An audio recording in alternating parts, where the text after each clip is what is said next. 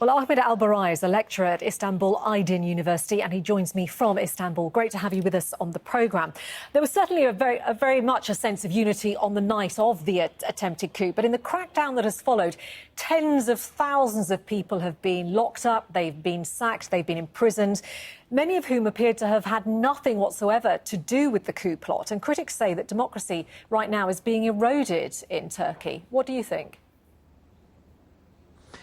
I think this is an unfair conclusion. What's happening, Turkey's system was completely hijacked and a state of emergency has been declared. Yesterday, the president said that he is going to extend the state of emergency because simply 249 innocent civilians have been killed. The parliament of Turkey has been attacked.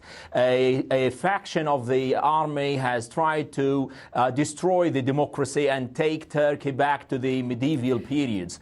And that's why what's happened later on is a kind of a crackdown not only on the elements in the army, but the new form of terrorism of this group or cult that is called FETA organization is infiltrating every juncture, everybody of the whole institutions in the country. Right. And that's why the massive amount of the numbers you're speaking about. I mean, to be fair, I was presenting actually on the night of the coup last year, and of course I spoke and interviewed many people right across Turkey. And there really was that sense of unity. Even opposition politicians were saying this is outrageous, it should never be allowed to happen, calling on people organising the coup to step aside, not to carry on with that. So they actually supported the government, even though they are politically opponents. But in the last 12 months, you've seen journalists, you've seen political opponents being locked up, being sacked for having views that differ from the government. And how can that be related to the coup attempt when, you know, on the night, pretty much everybody, journalists and political opponents, were saying this is not right? The spirit, you're absolutely right. The day after the coup, the spirit of unity was completely demonstrated when Kılıçdaroğlu, the leader of the CHP, the main opposition party, supported the government. The other opposition parties, they all sided with the government and they opposed the coup attempt. But now you can say that this kind of spirit, it dwindled in the past few months, or rather it's dying away. But to be honest, on the other hand, the government narrative is completely different. What President Erdogan and the officials in the government are saying, that those journalists are either related, they're mainly in detention, basically because they have some links with terrorist organization or terrorist acts in Turkey, or they are mainly self-proclaimed journalists and activists, and they are not.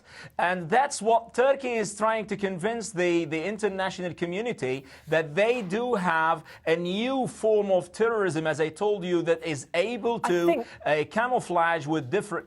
I think, I'm sorry to interrupt you, I mean, I think that many members of the international community would say that is not true. That is simply not correct. The numbers of people who've been detained or who've been sacked is simply the coup provided, basically, an excuse or an opportunity for President Erdogan and his government to crack down on people who don't agree with him, and that those people simply are being detained or sacked because of their views, not because they wanted to carry out a coup attempt against President Erdogan. And it's caused real concern among international leaders, but also among human rights groups who say it's outrageous what is happening in Turkey at the moment.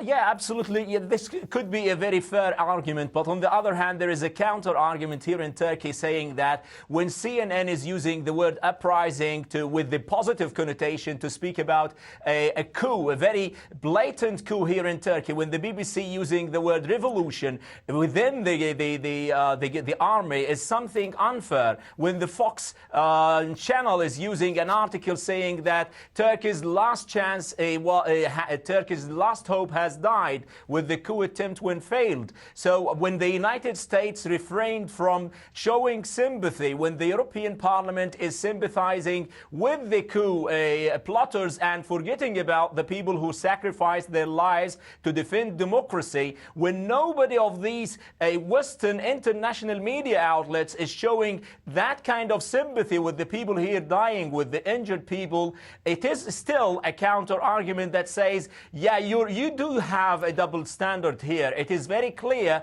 that the West is mainly focusing on this, and they do have a fair argument. But on the other hand, they're turning a complete blind eye to what's happening to the people at the time of the coup happened. The parliament was attacked, the whole system was hijacked, and there was not that kind of sympathy the people were expecting from their partners in the NATO allies, their partners in the Washington and the other civil society. So it is, to be honest, there is a kind of resentment here that the West is not supporting real democracy in the Middle East.